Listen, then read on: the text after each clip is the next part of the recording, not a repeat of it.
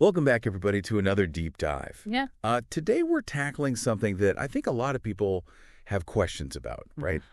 We're going to be talking about fats Yeah. and oils and everything in between. Fats are fascinating. Really are. And, we're not just talking about, what's the best oil to cook with. We're going to really get down to the nitty-gritty, the molecular level. Yeah.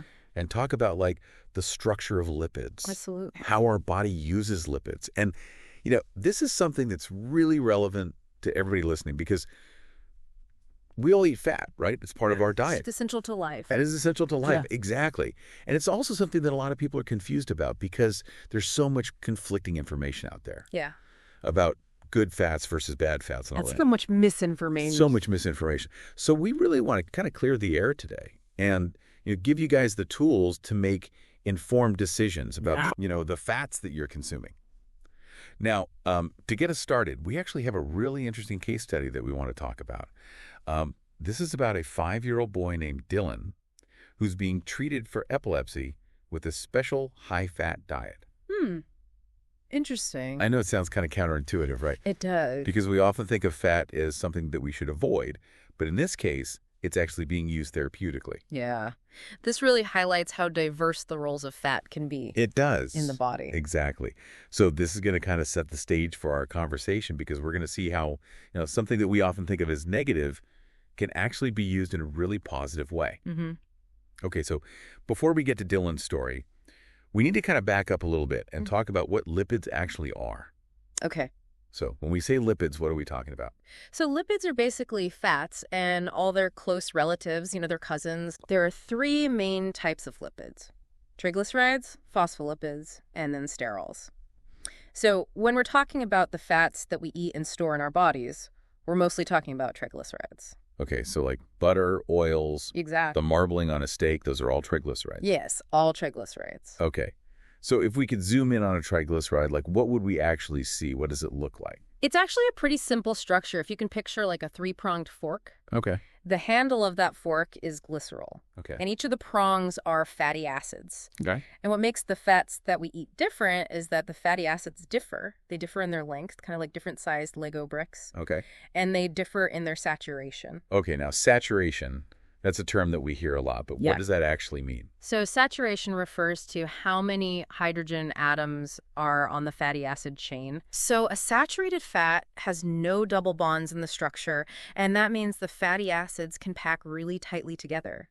So this is why things like butter, which are high in saturated fat, are solid at room temperature. Okay, that makes sense. Oh. So I'm guessing then that unsaturated fats are the ones that are liquid at room temperature, Exactly. like olive oil. Olive oil is a great example. So unsaturated fats have at least one double bond, and that double bond puts a kink in the chain so they can't pack as tightly together. Oh, okay. And so they're liquid at room temperature. So you have monounsaturated fats like olive oil. They have one double bond. And then you have polyunsaturated fats, which have multiple double bonds. Like corn oil. Yeah, corn oil, soybean oil. Okay. So we've got saturated, we've got monounsaturated, we've got polyunsaturated. This is where I start to get a little bit confused, right? Because we hear all this talk about good fats, bad fats. And it's like, how do we know which is which? Yeah, it can be confusing. Yeah. And, to make things a little bit more complicated, we also have some fatty acids that are considered essential. Okay, essential. So does that mean we should be worshiping them? Are they exactly. the best, Not exactly, but they are essential in that our bodies can't make them. Okay. So we absolutely need to get them from our food. And there are 2 essential fatty acids: linoleic acid, which is an omega-6, Okay. and alpha-linolenic acid, which is an omega-3. Okay. Omega-6, omega-3. These are like those Right. terms that we see on the supplement bottles all the time. It's What's the just- deal with them? Why are they so important? So omega-6 fatty acids are important for things like growth, skin health. They regulate our immune response. Okay. And then omega-3s are the ones that are often touted as being heart-healthy fats. And linoleic acid, the main omega-6, is found in things like soybean oil and corn oil, which are, pretty common in our food supply. Yeah. And then the omega-3s, alpha-linolenic acid, is found in flaxseed and canola oil. Now, our body can convert alpha-linolenic acid into the other 2 types of omega-3s, EPA and DHA. Okay. But that conversion process isn't that efficient. Okay. So the best way to get EPA and DHA is directly from fatty fish. Like salmon. Yeah. Salmon, tuna, mackerel. Okay, so I feel like we've already debunked one myth, which is that all fats are bad. Yeah. We need some fats. We absolutely need fat to survive. To survive, yeah. Okay, so what about the fats that we're told to avoid, like the ones that have a really bad reputation? Right. Let's talk about trans fats. Okay. These are considered the villains of the fat world. Oh, we. And they're created through a process called partial hydrogenation, Okay. which basically takes a liquid oil and transforms it into a solid fat. And that was originally done to increase the shelf life of foods and improve the texture. Oh, interesting. But we've learned that it has some serious downsides. Okay. The problem is that trans fats increase our LDL cholesterol, the bad cholesterol. Yeah. And that increases the risk of heart disease. And this is why the FDA decided to remove them from the GRA's list, generally recognized as safe. Okay. So they're no longer considered safe. Got it. So they've been basically outlawed. Pretty much. Okay. Yeah.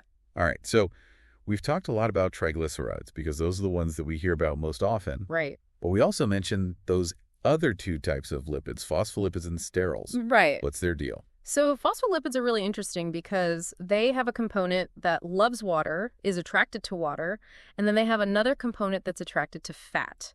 Okay. So they have this unique ability to be both water and fat soluble. Mm-hmm. And that makes them really important for transporting fats in our bloodstream, which is, mostly water. Oh, that makes sense. So they're like these little emulsifiers. They help mix the fats in the water. Okay. And then sterols, the most common one that we hear about is cholesterol. Yeah. And cholesterol often gets a really bad rap. Yeah, it does. But it's important to remember that cholesterol is essential for a lot of bodily functions. Okay. It's a building block for our cell membranes. It helps us make hormones, vitamin D. Oh, yeah. So we need cholesterol. We do. The problem isn't dietary cholesterol itself, but how it's packaged and transported in our blood. And that comes down to lipoproteins. Okay, yeah, I've heard that term. Lipoproteins. Yeah. What are those? So lipoproteins are basically like little transport vehicles that carry cholesterol through our bloodstream. And there are different types. Okay. You have LDL cholesterol, which is the bad kind because it can build up in our arteries and Yeah. increases the risk of heart disease. And then you have HDL, which is the good cholesterol because it helps remove LDL from the bloodstream. So it's like a tug of war Yeah, it's all about the balance. between the good and the bad. Yeah. Okay, so it's not so much about avoiding all cholesterol. It's about having that good balance. Exactly. Okay, so we've talked about all these different types of fats. Yeah. But, what do they actually do in the body? Besides obviously making French fries taste delicious. Right. What are they doing? Well, first and foremost, fats are fuel for our bodies, particularly when we're at rest. Okay. They provide sustained energy. And actually, they provide more than twice the calories per gram compared to carbs or protein. Wow. Okay, so that's why those low-fat diets can leave us feeling so hungry. Exactly. Yeah, okay. And beyond providing energy, what else are they doing? So they also insulate our organs. They help regulate our body temperature. Okay. And they help us absorb those fat-soluble vitamins like A, D, E, and K. Okay, so they're multi-talented. Yeah, they do a lot for us. They do a lot. Yeah. Okay, so we've talked about what they are, what they do, but how do they get from our plate to our cells? So the journey starts in the mouth and stomach. Okay. There's not a lot of fat digestion that happens there, but we do have some enzymes called lipases that start to break down those triglycerides a little bit. Mm-hmm. But the real action happens in the small intestine. And this is where bile comes in. Bile is produced by the liver, and it acts like a detergent. Okay. And it emulsifies the fat into tiny little droplets. Like when you add dish soap to a greasy pan. Exactly. It breaks it down. Exactly. And once the fat is emulsified, then we have pancreatic lipase, which comes in to break it down even further Okay. into smaller molecules that can then be absorbed Right. into the cells lining the small intestine. So it's a team effort. The bile breaks it down. Right. The lipase breaks it down further. Yeah. And then those smaller molecules can get absorbed. Yeah. Okay. And what happens once they're absorbed? Where do they go? So the smaller fat particles can enter the bloodstream directly, but the larger ones, they need a little bit of help. Okay. And they form these little transport vehicles called chylomicrons. Chylomicrons. Yes. That sounds very sci-fi. They're pretty cool. So they're these packages of triglycerides, cholesterol, and protein, and they allow the fats to travel through the watery environment of our blood. And they travel through the lymphatic system first, and then they enter the bloodstream. Oh, so it's like this whole intricate network. It is, yeah. Okay.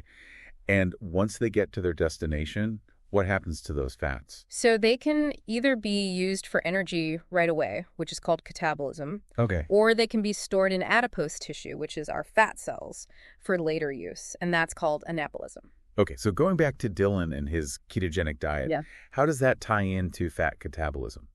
Right. So remember we said that our bodies primarily use carbs for energy, Yeah. but when we severely restrict carbs, like in the ketogenic diet, which is very high in fat and very low in carb, Right.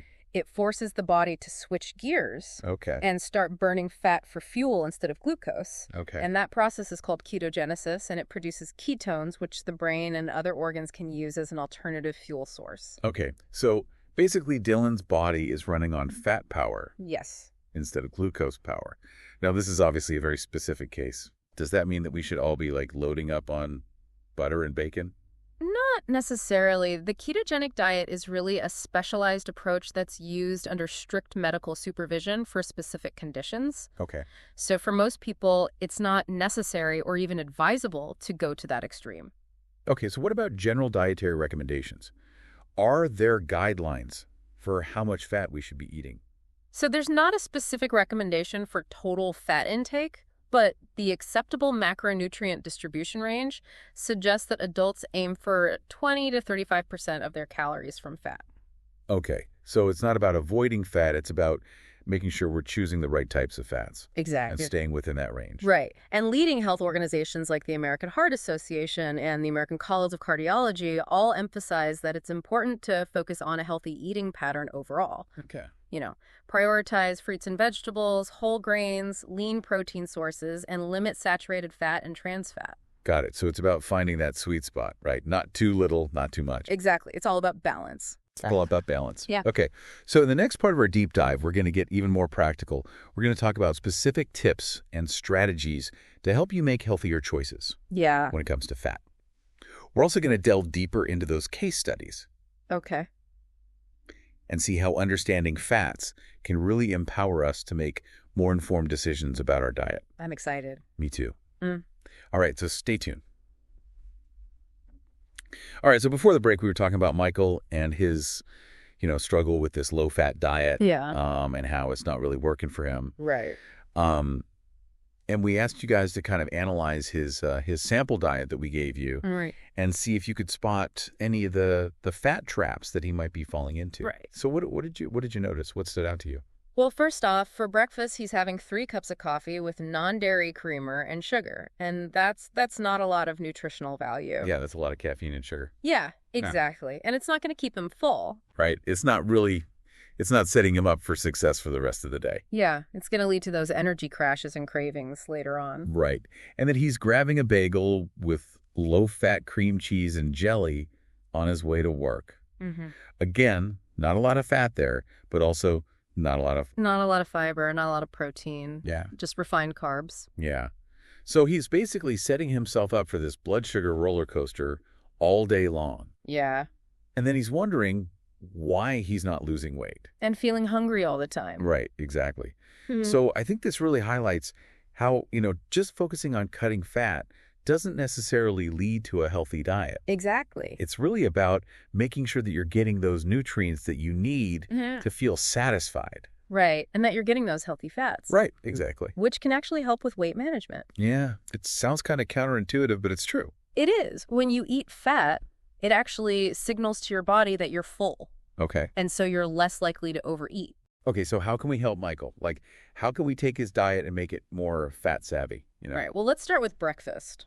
Yeah. Instead of those 3 cups of coffee with all that sugar and creamer, why not try a protein smoothie? Okay. Yeah, I like that. Yeah, you could do unsweetened almond milk, a scoop of protein powder, some berries for sweetness, and then a tablespoon of flaxseed for some healthy omega-3s. That sounds so much more satisfying than just like a sugar rush and a caffeine crash. It is. And it'll give him sustained energy throughout the morning. Okay. What about for a mid-morning snack? He's having that low-fat coffee cake, which is probably full of sugar. Right. It probably is. And refined flour, not a good choice. So what would be a better option? Well, how about a handful of almonds or walnuts? Oh, yeah. Nuts are great. Yeah, they're a great source of healthy fats, protein, and fiber. Mm-hmm. And they're portable. Yeah, very convenient. Okay.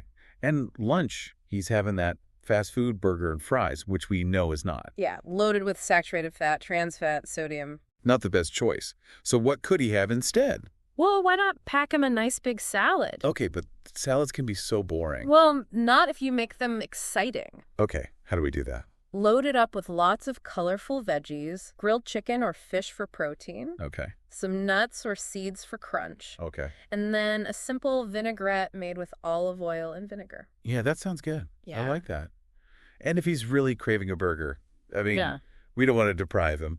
Yeah, there's nothing wrong with having a burger every once in a while. Right, exactly. So how can he make that a healthier choice? Well, choose a leaner patty, go for a whole wheat bun, Okay. load it up with veggies, Okay, got it. and skip the mayo and the cheese. Yeah, okay. All right, so we've got breakfast, we've got lunch. What about afternoon snack? He's having those cheese and crackers. Yeah, not the best choice. How about some Greek yogurt with berries and chia seeds? Okay, yeah. Greek yogurt's a good source of protein. Right, calcium too. Mm-hmm. And the berries add some natural sweetness. Okay, and then dinner. Well, for dinner, we can continue to emphasize those whole unprocessed foods. So grilled salmon with roasted veggies, Huh? lentil soup with some whole grain bread, or a chicken stir fry with brown rice. Yeah, all good options. All delicious and nutritious. Okay, so it's really about making those swaps, right? Yeah, and finding a balance that works for him. And understanding that healthy fats can actually be part of a healthy diet, Absolutely. They can make our meals more satisfying and enjoyable. which helps us stick to our healthy eating goals in the long run. Exactly. So it's not about deprivation. It's about finding those foods that you enjoy Yeah. that also nourish your body. Okay, so we've given Michael's diet a little makeover. Yeah. Hopefully that's helpful for him. Yeah. Now, I want to go back to Dylan for a minute because, his story is a really good example of how dietary recommendations can vary so widely depending on individual needs and medical conditions. Exactly. So remember, Dylan's the 5-year-old boy who's managing his epilepsy with that ketogenic diet, which is super high in fat, very low in carb. Right. And while it has been shown to be effective for some people with epilepsy, Yeah. it's important to remember that it's not for everyone. All right. It's not a one-size-fits-all solution. No, it's not. And for most people, it wouldn't be necessary or even healthy to follow such a restrictive diet. Right. Exactly. So if you're considering any kind of specialized diet, it's really important to talk to your doctor. Yeah, or a registered dietitian. Yeah, to make sure that it's right for you. Mm-hmm. Get personalized advice. Okay, so we've talked about healthy fats, we've talked about finding the right balance, but there's one question I know a lot of people are wondering about, Okay. and that's coconut oil. Ah, yes. Because coconut oil is so trendy, right? It's his. It's like, everybody's talking about it. yeah, it's like the miracle food, or is it the dietary villain? Right. There's a lot of hype around coconut oil. What's the deal? What's the truth about coconut oil? Well, the truth is that coconut oil is mostly saturated fat, Okay. about 82%. Which we know can raise our LDL cholesterol. Exactly. So that's not a good thing. Right. So while a little bit of coconut oil here and there probably won't hurt you, it's important to use it in moderation. Just like butter or any other saturated fat. Exactly. Okay, so it's not the miracle food that it's often made out to be. Right. Okay, good to know. Now let's talk about a real nutritional powerhouse, and that is flaxseed. Oh, I love flaxseed. Me too. It's so versatile. It is, and it's packed with nutrients. Yeah, like what? So it's an excellent source of ALA, which is that plant-based omega-3 fatty acid. Okay. It's also got tons of fiber, both soluble and insoluble, which is great for our digestion. Okay. And it's also got lignans, which are plant compounds that act as antioxidants and may have some hormone balancing effects. I didn't know that. Yeah, it's pretty impressive. And you can add it to so many things. You can add it to smoothies, sprinkle it on yogurt, on oatmeal. You can even use it as an egg replacer in baking. Oh, that's a good tip. I'm going to try that. Okay, so flaxseed is definitely a winner in the fat category. Yeah, it's a winner for sure. Okay, so we've covered a lot of ground today, from the basics of fat structure and function to practical tips for incorporating healthy fats into our diet. Right. So before we move on to the final part of our deep dive, I want to just kind of recap Okay. some of the key takeaways. Sure. So first and foremost, not all fats are created equal. Right. That's a big one. Saturated and trans fats. Yeah. We want to limit those. Yeah. Unsaturated fats, Yeah. especially those omega-3s, we want to embrace those. Yes, absolutely. And remember, those essential fatty acids, we have to get those from our food. Yeah, we can't make them ourselves. Right. So that's important. And I think it's also important to remember that we want to focus on whole, unprocessed foods Yeah, absolutely. rather than getting caught up in restrictive diets or trendy ingredients. Right. It's about the big picture, Yeah, exactly. the overall dietary pattern. The whole package. Yep. Okay. And understanding the world of fats can really empower us to make informed choices, both for managing health conditions and for achieving overall well-being. Exactly. It's about taking control of our health. Okay. So in the final part of our deep dive, we're going to explore some additional nuances of fat metabolism Okay. and give you guys even more practical strategies for optimizing your fat intake for long-term health. Sounds good. So stay tuned. Uh, All right, welcome back to the deep dive. So we've made it to the final part of our fat journey, and now we're gonna get a little bit more technical, right? We're gonna dive into the nitty-gritty of fat metabolism. yeah, we're going to see what happens to those fats after they're absorbed. Right, exactly. So we talked about how they get digested, absorbed, transported through the bloodstream. Right. But like once they get to the cells, what happens then? What do they actually do with those fatty acids? So that's where fatty acid oxidation comes in. Okay. This is the process by which our cells actually break down those fatty acids to release energy. And this takes place primarily in the mitochondria, which are these little powerhouses inside our cells. Okay, so the fatty acids are basically like fuel for our cellular engines. Exactly. They go through a series of chemical reactions, ultimately producing ATP, which is the energy currency of our cells. Got it. So this process is really important for providing us with energy, Right. especially when we haven't eaten for a while or when our carbohydrate intake is low. Exactly. Which brings us back to Dylan and the ketogenic diet. Yeah. So his body is relying on this fat oxidation process for energy, right? Right. He's not getting much glucose from carbs, so his body's breaking down those fats to produce ketones. Okay. It's pretty amazing how our bodies can adapt like that. It is. But even though our bodies are incredibly efficient at storing fat, there are limits to how much we can actually burn at any given time. Okay. So even if you're on a ketogenic diet, you can't just eat unlimited amounts of fat. Right, exactly. Excess fat intake, even of the healthy kind, will eventually be stored as body fat. Okay. So let's talk about those fat stores, those adipose cells. Yeah. They've kind of gotten a bad rap, right? But they actually play a really important role in our health. They do. Adipose cells are much more than just passive storage tanks for extra calories. Okay. They're actually active endocrine organs, which means they produce hormones that regulate things like appetite, metabolism, and even inflammation. Wow, I never thought of them that way. Yeah, so they're sending and receiving signals that influence our overall health. That's pretty incredible. So it's not just the amount of fat we store, but also where we store it that matters. Exactly. So we have visceral fat, which is the fat that's stored around our organs. Okay. And that's the type of fat that's linked to a higher risk of health problems like heart disease, type 2 diabetes, certain cancers. Okay, so that's the apple shape versus the pear shape. Right, exactly. And while we can't completely control where we store fat, a healthy lifestyle with regular exercise and a balanced diet can definitely help reduce visceral fat. Okay, that makes sense. So we've talked about fat digestion, absorption, oxidation, storage. Now let's bring it all together and talk about what we can actually do to optimize our fat intake for long-term health. What are some key takeaways? So first of all, I would say focus on quality over quantity. Choose those healthy unsaturated fats that we talked about, like olive oil, avocados, nuts, seeds, fatty fish. Limit the saturated and trans fats. Right. Those are the ones we want to minimize. Okay, I got it. And second, even though those healthy fats are good for us, they're still calorie dense. Right. So be mindful of your portion sizes, especially with those tempting nuts and nut butter. Yeah, those are easy to overeat. They are. Okay, what else? Tune into your body's signals. Pay attention to your hunger and fullness cues. Yeah. And don't feel like you have to clean your plate if you're already satisfied. Okay, good advice. Mm-hmm.